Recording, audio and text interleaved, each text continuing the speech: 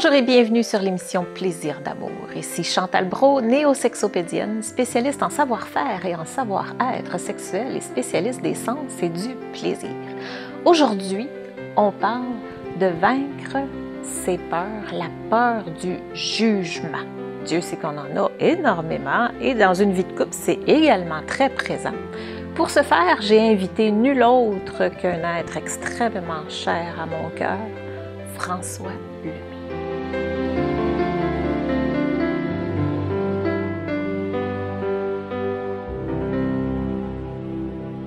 Ben, rebonjour François. Allô. Je te dis rebonjour parce qu'on t'a déjà reçu à l'émission dans la première saison. Ouais.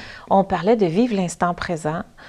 Aujourd'hui, on veut parler de vaincre la peur du jugement. Ouais. Je t'ai choisi pour ce sujet parce que tu en parles beaucoup. Ouais. Et à mon sens, tu es une des rares personnes que je peux dire qui l'intègre, qui l'intègre bien.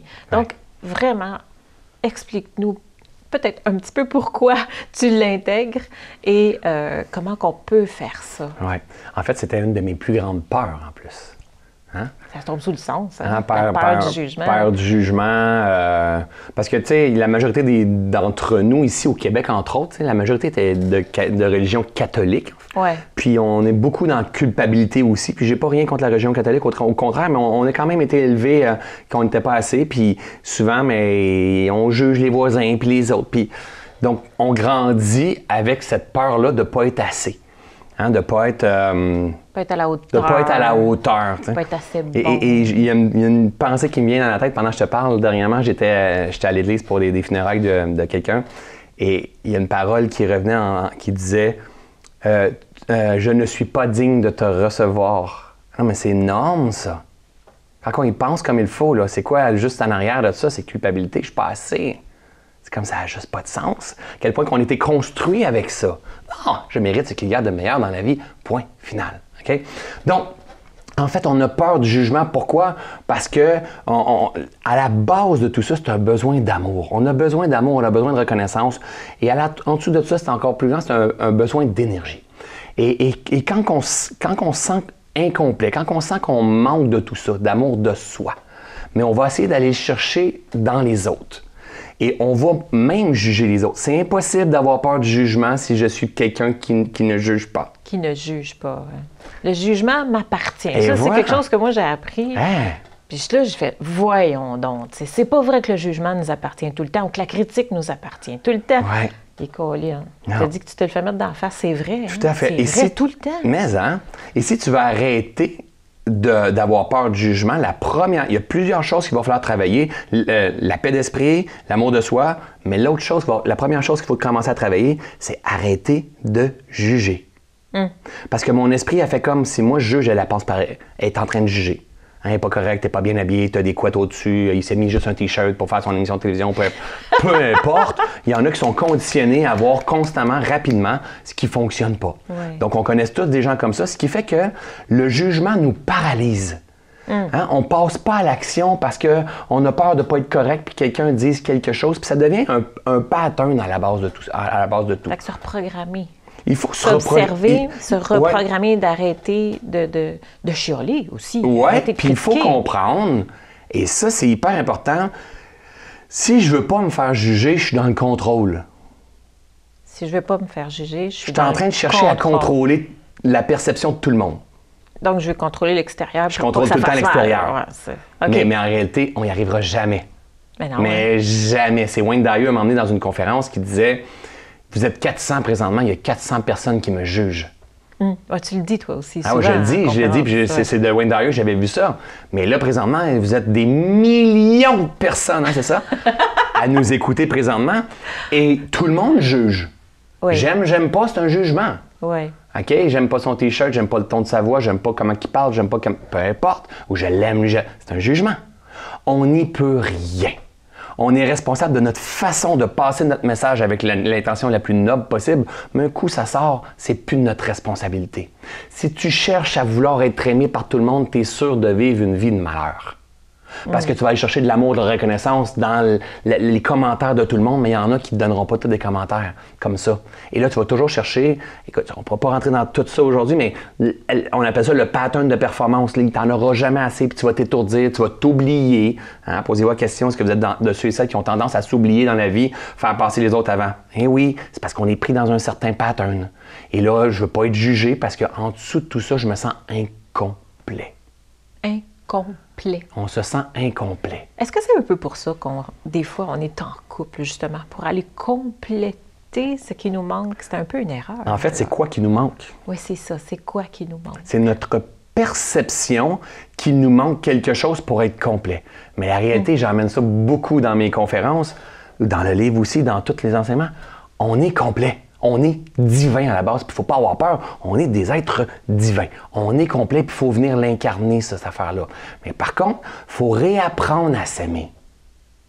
Et ça, c'est un des piliers les plus importants. La majorité d'entre nous, on a de la misère à se regarder dans le miroir et dire « Sais-tu quoi? Je t'aime, puis je suis fier de toi. » Yo! Ça Déjà, juste se regarder. Juste de se regarder. Dans les yeux, dans le miroir. Plusieurs n'y arrivent pas. Non. Beaucoup de personnes n'arrivent pas à se regarder droit dans les yeux. Dans le miroir. Même pas dire « je t'aime ». Je t'aime, ça ne sortirait pas. Là. Tout à fait. Extrêmement juste regarder. Comment est-ce qu'on peut arriver à faire ça? Il faut avoir, encore quand j'en ai parlé dans la première émission, il faut avoir une vision de mon idéal de vie. Il faut que j'aille la ferme intention de dire c'est assez de me faire manipuler, de me faire contrôler par tout ça. Parce que là, en plus, l'être humain invente des scénarios par-dessus ça. Le fameux syndrome de l'imposteur. Pas par tout le monde, mais par tout ça. Par tout ça. J'aime ça quand oui, tu exactement. dis ça. Hein? J'aime ça, cette façon d'approcher les choses, d'aborder les choses. Et là, on s'invente des syndromes d'imposteur. Ça n'existe pas, le syndrome d'imposteur. Ça n'existe pas. C'est un manque de paix d'esprit et d'amour de soi.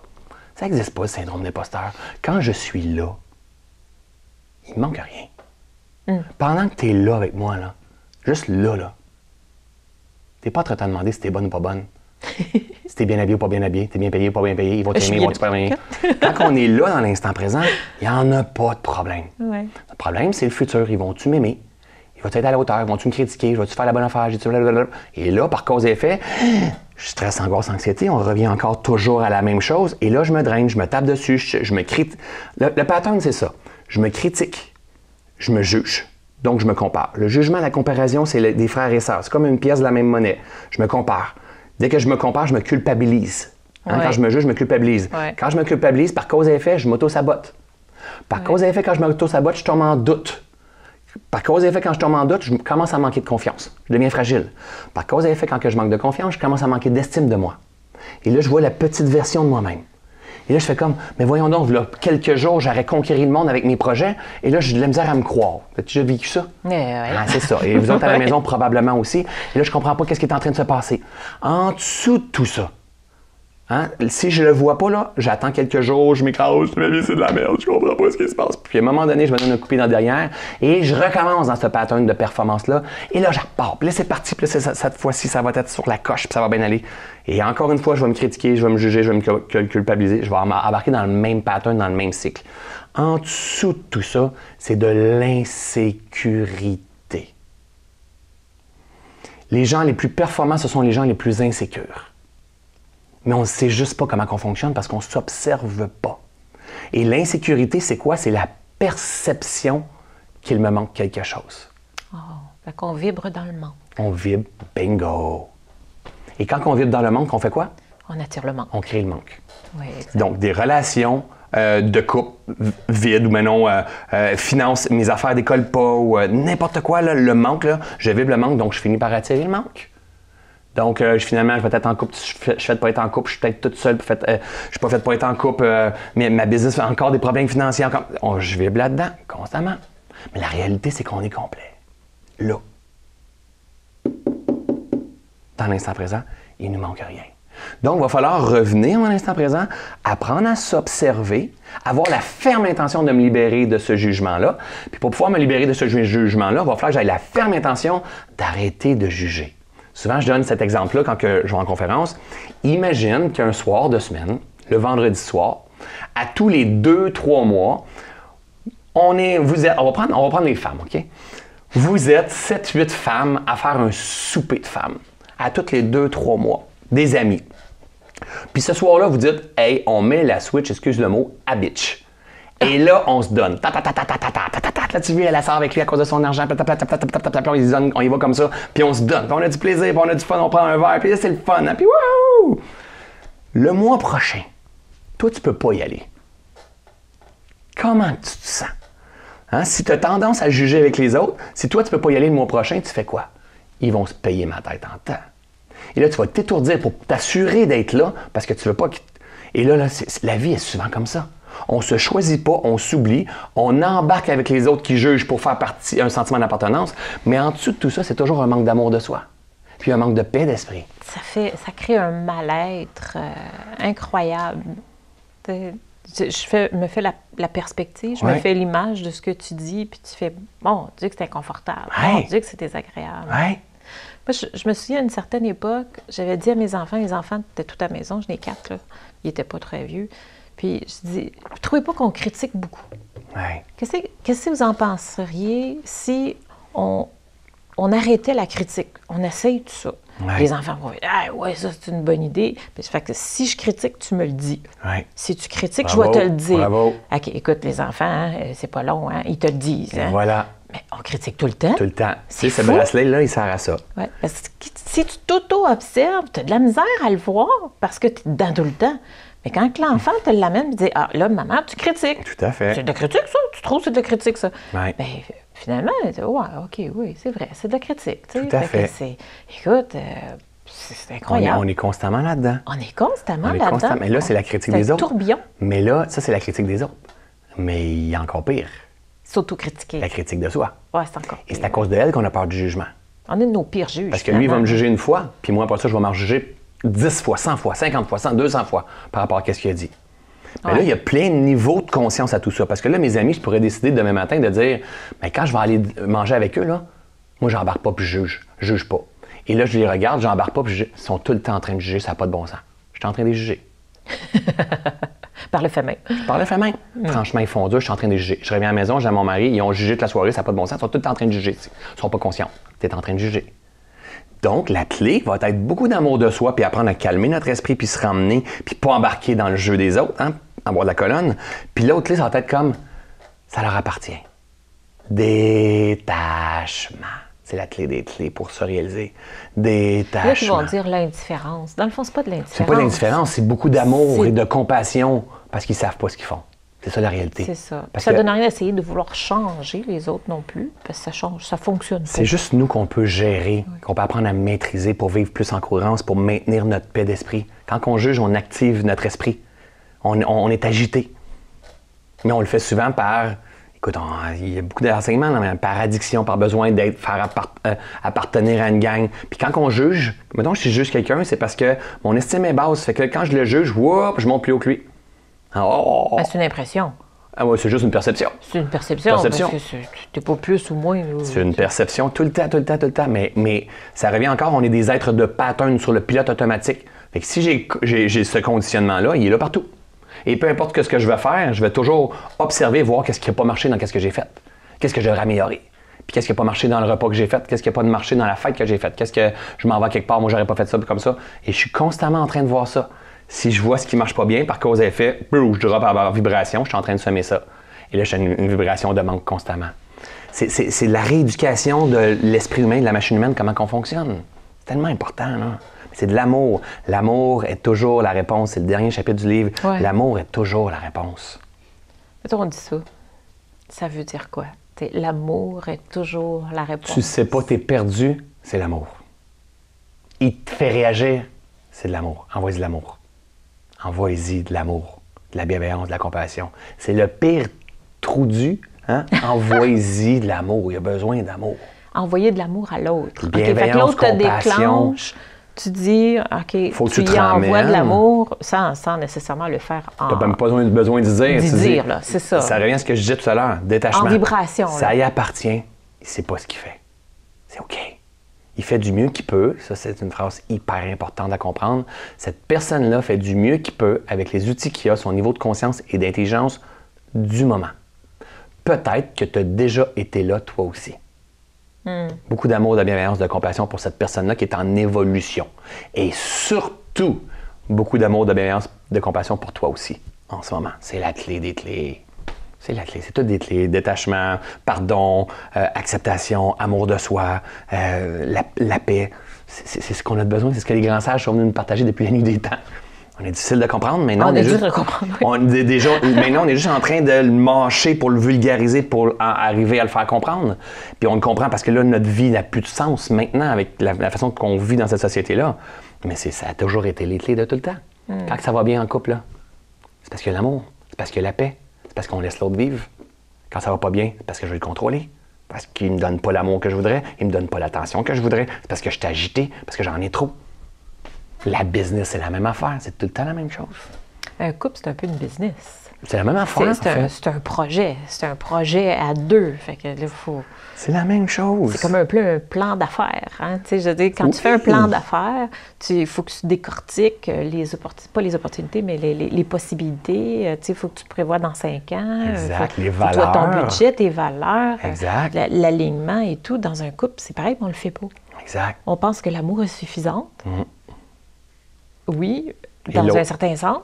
Et l'autre est redevable pour nous. Non, c'est pas ça. Non, c'est ça. Puis en même temps, ce qu'il faut comprendre aussi, ce qui est le plus important de tout, c'est que en haut de tout ça, là, la plus grande de toutes les vérités, c'est le changement. Oui. La personne avec qui tu partages ta vie, je me suis marié cet été, moi. Ça fait 10 ans que je suis avec la même femme. Peut-être que dans 8 ans, je serai plus avec Nathalie. Si je dis que dans 8 ans, je suis encore avec Nathalie, je cherche à contrôler le grand plan. Ma responsabilité à moi, c'est de me maîtriser pour m'assurer de vibrer en cohérence avec qui est François Lemay, avoir une vision commune avec Nathalie, avoir le désir profond de se libérer, se transformer, se réinventer. Et si on a été ensemble, on va être ensemble. Mais à l'opposé, j'essaie de contrôler. Ça ne veut pas dire que l'amour ne sera pas là. Ça ne veut pas dire que l'amour ne sera pas là. Ouais. Tu sais, moi, là, dans mon couple, c'est tant que je vais avoir le sentiment que je peux progresser et que je peux avancer avec cette personne, on va être ensemble. Ouais. Tu sais, ça fait 32 ans qu'on est ensemble. Tout à fait, tu vois. Mais j'ai encore cette impression que ça va me permettre de progresser. Exact. C'est pas une obligation, comme tu dis. Non. C'est du quotidien, mais c'est, cette impression mais avec l'amour présent. C'est à deux. À deux. C'est à deux. Oui, oui. Un point que j'aimerais revenir, c'est la comparaison. Okay, on a tendance à penser, en tout cas moi quand tu dis comparaison, la première affaire qui me vient à l'esprit, tu vois les voisins gonflables, tu vois des exagérations si tu veux, de comparaison, mais on le fait au quotidien à petites tranches qu'on s'en aperçoit pas. Plein. On se compare continuellement, mais c'est vraiment pas conscient. Parle-nous un peu de ça, de la comparaison. Comment est-ce qu'on peut s'observer, apercevoir? Donne-nous des exemples un peu là, de comparaison. Moi, je suis né avec la croyance que quand on se compare, on se console. Oui, bien, c'était une expression commune. C'est une des pires croyances à avoir. Oui. Parce que moi, c'était comme t'es chanceux parce que les petits Éthiopiens, eux autres, ils n'ont pas ça dans leur assiette. C'est ça. Ils ne mangent pas ça. C'est ça. Mais quand tu acceptes cette croyance-là, quand on se compare, on se console, tu acceptes aussi qu'il y en a qui sont bien plus hautes que toi, puis tu peux te comparer avec ces gens-là aussi. Oui. Et là, tu n'es pas rendu là, tu n'es pas rendu à l'international dans tes affaires, tu n'as pas écrit de livre, je sais pas, tu n'es pas en couple, tu ne fais pas d'argent présentement, tu es toujours en train de te comparer avec ta soeur, avec ta mère, avec toutes les autres. Tu n'es jamais satisfait. Et quand tu te compares, tu es incomplet. Incomplet. OK, tu vois ça. Incomplet. Ben oui. Si tu te compares par rapport à l'autre. Si tu te compares aux Éthiopiens tout le temps, tu vas dire « Oh my God, je suis privilégié par la vie, wow, quelle gratitude que j'ai! » Mais la réalité, c'est qu'il n'y a pas des petits Éthiopiens partout, puis ils sont peut-être même plus heureux que nous, en fait, là. C'est ça qui est la réalité. Ouais. Mais quand je me compare avec toi, mettons, t'es célibataire, puis ta soeur est en couple, puis elle a une belle maison, puis elle gagne bien sa vie, puis tout ça, puis toi, t'es perdu un petit peu. Si tu te compares avec elle, t'es incomplet. T'as l'impression que d'avoir manqué ta vie est quelque chose que font... Non. Voici le challenge que toi, tu as à vivre présentement dans ta vie. Il faut être détaché de la comparaison avec les autres. Moi, il y a un pattern que j'explique très bien dans le livre qui est le pattern de la performance. Moi, je ne lis jamais dans le manque d'estime maintenant, jamais dans le doute, le manque de confiance, l'auto-sabotage, plus jamais. Ça n'arrive plus parce que j'ai la vigilance. Mon focus est tellement fort, ma maîtrise de moi est tellement fort, j'ai la vigilance. Quand je vais glisser, moi, je vais glisser vers la comparaison. Comparer avec des collègues de travail, comparer avec d'autres personnes qui voyagent, comparer à... Ça veut juste dire une chose à François Lemay. François Lemay, tu es à côté de la traque. Tu es déconnecté. Lâche tout puis prends un recul. Parce que c'est pas de même que tu es puissant. Puis moi, j'ai la ferme intention d'être un être connecté. La ferme intention d'être un être libéré parce que quand je suis là, je suis puissant. Je suis dans l'abondance, je suis dans l'amour, je suis dans la bienveillance, je suis dans la compassion, je suis inspiré, je suis porté, je suis guidé. Moi, c'est ce gars-là que je veux être. Oui, mais tu es dans le mieux-être tout le temps, Oui. tu es dans le bien-être. Mais la réalité, c'est qu'on vit dans une société où est-ce qu'on a des téléphones, des ordinateurs, mais il y a un projet, des demandes un petit peu partout, et de temps en temps, on commence à perdre la connexion. Hein, la connexion de nous-mêmes, de qui qu'on est vraiment. Ouais. Donc, à un moment donné, moi, mon repère, c'est quand je commence à me comparer. Et si je me vois pas, puis je me nourris là-dedans, boum, je tombe dans l'autosabotage, culpabilité. Je ne vois plus maintenant. Parce que dès que je me compare, je vais vous dire, si je me compare à Martin Latulippe, David Lefrançois, c'est deux super bons amis à moi, OK? Avec lesquels on a des entreprises qui se ressemblent. Ou avec d'autres amis qu'eux autres qui ont décidé de lâcher tout puis partir avec toute la famille en voyageant. OK? Aujourd'hui, là, je suis dans un bon alignement, je ne me compare pas. Mais si François commence à être fatigué, parce qu'il s'est oublié, puis a travaillé beaucoup, il devient fragile. Il devient fragile, puis là, il va me comparer. Ah, il y a une grande communauté, il l'aime plus, il fait plus d'argent, il fait comment? Eux autres, ils ont tout pensé, ils sont en train de faire... Ils ont tout lâché, puis ils vivent leurs rêves. Puis là, qu'est-ce que je suis en train de faire? Puis là, je vais te dire le truc des trucs quand je suis là. OK? T'es prête? Oui. Ta gueule. Ta gueule. C'est bon. Ta gueule, puis lâche tout, puis prends recul. Mais tu là, tu es en train de te prendre trop au sérieux. Oui, mais c'est ça qui est, dans le fond, la pierre angulaire, elle est là. L'observation. C'est d'arriver à s'observer dans ça. Tout le temps. Puis une fois que tu t'observes, tu dis, c'est ça, ta gueule. Quand je me vois là, ta gueule, là, tu es en train de te prendre trop au sérieux. Moi, quand j'enseigne, j'ai une petite marionnette ici. Oh, François Lemay se compare avec les autres. Parce qu'il n'est pas assez, monsieur. Et pourtant, j'ai tout pour être heureux. Là. On a toujours tout pour être heureux en réalité. Mais je suis privilégié par la vie, puis j'arrive à me comparer. La réalité, c'est pas l'extérieur. C'est le pattern intérieur. La réalité, on se compare quand on est déconnecté. On juge quand on est déconnecté. C'est la connexion qu'on doit aller retrouver et ça va passer par l'amour de soi puis la paix d'esprit. Mais c'est difficile. On ne peut pas donner un truc pour le jugement. Il faut comprendre la globalité de l'être humain, comment il fonctionne, comment apprendre à l'aimer, comment apprendre à calmer son esprit en utilisant ça ici. Les deux trous qui passent en dessous. Hey, tu ris, hein? Hey, t'en as-tu, là? Je ne sais pas si tes téléspectateurs ils peuvent voir si t'en as deux trous. Elle va être donc, hein? Le mien est assez gros. Mais ça va prendre ça. Apprendre à respirer, puis s'observer, puis dire « À ta peu, là, Chantal. À ta peu, là, François. T'es-tu en train de te prendre trop au sérieux? T'es-tu d'accord qu'on se prend ben trop au sérieux dans la vie? » Ah, définitivement. On se prend ben trop au sérieux. Ouais. Et ça, c'est un recadrage qu'il faut se ramener tout le temps. Mais pour faire ça, il faut avoir la ferme intention d'être un être plus libéré, une meilleure version de soi-même. Puis après ça, je développe ma faculté de m'observer tout le temps. Tout le temps. Est-ce que j'entends des gens dire probablement « Oui, mais c'est pas facile. J'ai jamais dit que c'était facile. » Mais c'est possible. It's a process, un pas à la fois. En fait, tu peux pas raffiner tant que tu es encore d'un gros caillou. Hein? Tu sais, je veux dire, à un moment donné, tu enlèves les gros cailloux, après ça, des plus petits, puis après ça, tu balayes le sable. C'est exactement ça. Tranquillement, pas vite. Exact. C'est un process. It's a process! Ouais. Hein? Et des cailloux, ils vont toujours en pousser d'autres. C'est ça l'affaire. C'est qu'il va toujours en avoir jusqu'à la fin de nos jours. Okay. Mais on va être moins réactif. Mais tu vas t'apercevoir des cailloux quand ils vont être tout petits, oui, pas nécessairement quand ils vont être gros à force d'avoir fait le ménage. Oui, tu as raison, on va les percevoir plus facilement, mais on pourrait être surpris de voir un gros caillou apparaître et dire il sort de où, je l'avais pas vu celui-là. Ouais. C'est parfait. Il est essentiel, le caillou. Tout est toujours parfait. Il est essentiel, le caillou, pour c'est une souffrance, pour me ramener à la reconnexion de qui je suis. Tout a sa raison d'être dans ce plan-là, tout le temps. Ouais. La seule chose qu'on est responsable, c'est notre façon de se maîtriser. Hein, rappelle-toi, le con contrôle et le maître maîtrise. Super important. Le con contrôle et le maître maîtrise. Ouais. Ça va entendre ça, c'est très bon. J'adore ça. Tout ce qu'on a dit, c'est transposable dans une relation de couple. Vraiment. On est des individus, on est des êtres humains. Fait que le jugement, la critique, l'autocritique, l'autosabotage, c'est toutes des choses que l'on vit dans notre situation de couple. La comparaison. Ouais. Moi, je me souviens je me compare. Si je prends un exemple sur moi, on a un petit peu de temps encore, là. Ouais. Si je prends un exemple sur moi, comparaison, avec mon mari, j'ai toujours dit... il y a un temps où j'avais beaucoup d'estime, beaucoup d'assurance, beaucoup de discipline. Et j'observais qu'il y avait beaucoup de discipline chez lui, puis que moi, j'avais comme perdu ça. Tu sais, là, j'ai commencé à me comparer. Ah oui. Puis j'ai perdu ce pouvoir-là, Ouais. d'être capable de réaccéder Ben à oui. ce que j'avais, finalement. On me dit, quand tu es capable de le reconnaître chez l'autre, C'est déjà un grand pas. c'est parce que tu l'as toi-même. Ouais, c'est ça. Tu Aussi. le possèdes, mais tu t'y autorises plus. Ouais. Tu sais, c'est une belle façon de... Et lui, il a ça présentement, mais c'est un être humain qui a ses challenges à lui aussi. C'est ça, ça se peut que ça va... Pour l'instant, voici ce qu'il fait comme expérience. Cela aussi changera. Cela aussi changera. Donc, tout est en mouvement. Tout le temps. Tout change tout le temps. Tout le temps. Accepter que tout est toujours parfait. L'art d'accepter ce qui est, c'est le sous-titre du livre. L'art d'accepter ce qui est, c'est exact. L'art d'accepter ce qui est. Écoute, François, c'est toujours un plaisir.